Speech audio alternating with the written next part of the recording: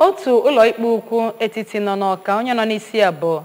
Justice Fatun Reman akagharịgo ruo abalị 18 ọnwa afọ 2023 ịnụrụ ikpe gbasara igbu mmadụ nakwa ihe ndị ọzọ metụtara nke a na-ekpe otu nwa amadi aha ya bụ Nnamdi Obi onye Akamnato Village Ivitenteje kansụl ime obodo Oyi. Onye nta akụkọ ya bụ Ngozi Obilere kọrọ na ya bụ onye ọkaikpe nọ n'isi okwu a bụ Justice Reman n'oge ọ nụrụchara ekpere na ayọ sitere n'aka ma ndị wetara okwu ma onye na-agọrọ ọnụ ya nyere ntụziaka ka ejigide ya bụ onye a na-ekpe ikpe ha n'aka ndị uwe ojii ruo abalị 18 nke ọnwa Mee bụ mgbe ya bụ ụlọ ikpe ga-eme mkpebi gbasara okwu ahụ. Ọkaikpe nke mbụ ebe anọ wee kpee ya bụ ikpe bụ ebe ọtụtụ ndị mmadụ si Akamnato Ivitenteje na ndị ọzọ ya bụ okwu metụtara ya nakwa onye ọkaikpe nke ndị Akamnato Ivitenteje na ya bụ nwa okorobịa bụ Nnamdi Obi a na-atụjere aka na ọ kpara mkpamkpa na ya bụ ebe. Ọkpụrụkpụ okwu abụọ bụ nke a na-ekpe ya ikpe maka ya bụ nke onye isi ndị uwe ojii n'ala Naịjirịa gba gburugburu bụ onye gbara ya akwụkwọ maka ikpe ndị ahụ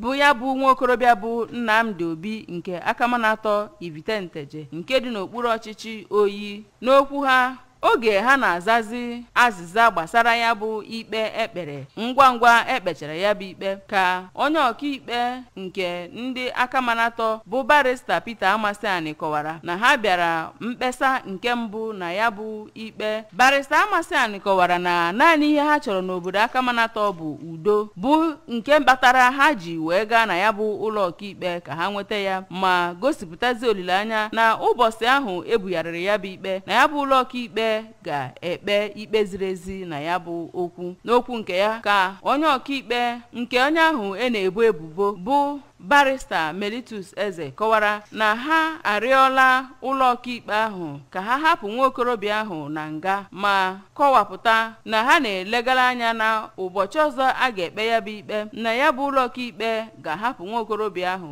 ka ọ bụrụzie onye si na be ya wee na-abịa ụbọchị ọbụla a chọrọ ya. Cheta na o nwere oge ndị Akamnato Nteje bụ ndị na-agba ọsọ na be ha n'ihi ọgbaghara sitere n'ala nke kpatara na egburu ọtụtụ mmadụ kwa anya mmiri ma nwee ihe mwute n'afọ gara aga. Site n'Ọka, abụ m Ngozi Obileri.